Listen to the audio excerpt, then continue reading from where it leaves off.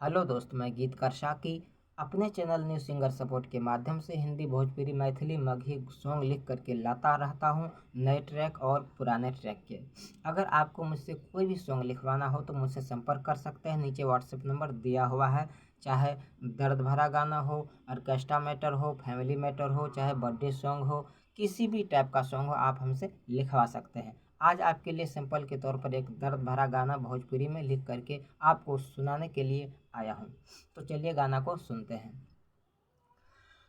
दिल के दरदिया परान लेके रही हो, दिल के दरदिया परान लेके रही हो, आपन पराया